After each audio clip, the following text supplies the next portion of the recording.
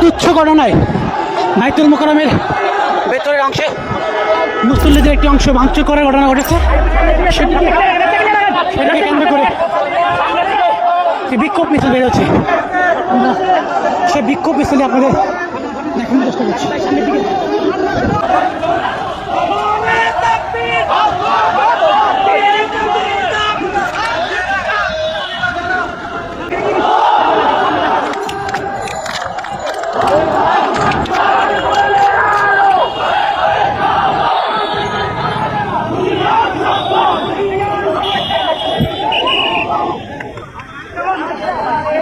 সামনের দিকে আমরা প্রতিহত করেছি।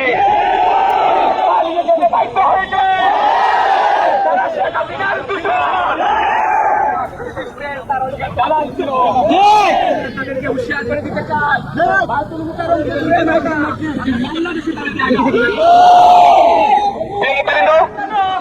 অনেক কষ্ট করে অনেক কষ্ট করেছেন।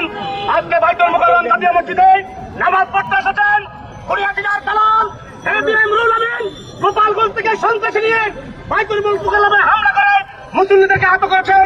বাইতুল মোকাররমের পবিত্র রক্ষা করেছে। বন্ধুরা আমার, আমরা একটি নিন্দা জানাই এবং প্রশাসনের কাছে সর্বোচ্চ শাস্তি দাবি করে এবং আগামী দিনে তৈরি মুসলিম জনতাকে একত্রবদ্ধ করে যেই কোনো ধরনের ষড়যন্ত্র মোকাবিলা করতে আপনি রাজি?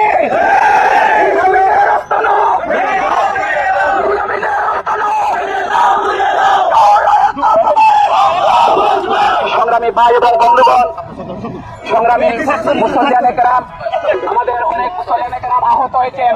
অনেকে আমরা হাসপাতাল পাঠিয়েছি। দেশবাসীর জন্য তাদের জন্য দোয়া চাইছি।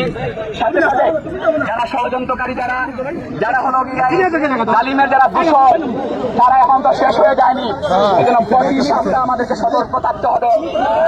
পর্যন্ত দেশের স্থিতিশীল পরিবেশ না হয়েছে আমরা প্রশাসনের প্রতি আহ্বান জানাবো। ভিডিও ক্যামেরা এখানে আছে, সিসি ক্যামেরা আছে। সিসি ক্যামেরা ধরে নিয়ে এরা সবাই একই মাদ্রাসা থেকে এসেছে। ভাড়া করে তাদেরকে নিয়ে আসা হয়েছে। গোপালগঞ্জের গোলাপি ছাড়া আর কিছুই না। পরিচয় তারা ভারতের দালাল, পরিচয় তারা স্বৈরাচারের দালাল। মাদ্রাসার ছাত্রতা করতে পারে না। মুসল্লিদের রক্তে রঞ্জিত হয়েছে জাতীয় মসজিদ বাইতুল মোকাররম।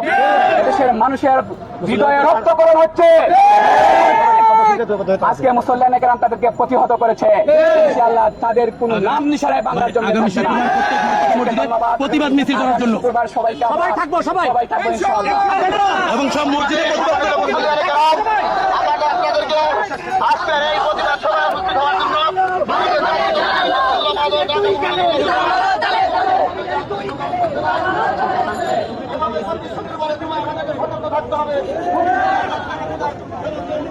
দর্শক, আপনাদের যে বিষয়ে জানানোর চেষ্টা করছিলাম যে বাইতুল মোকাররমের নামাজের আগে, জুমার নামাজের আগে আসলে একটি অতর্কিত হামলা হয়। সেই অতর্কিত হামলার প্রতিবাদে কিন্তু আসলে মিছিলটি হয়েছিল। এবং আপনারা জানা রাখতে চাই দুটি গ্রুপের একটি সংঘর্ষ হয়। তারপরও কিন্তু সংঘর্ষের পর আইন শৃঙ্খলা বাহিনী সেটি আসলে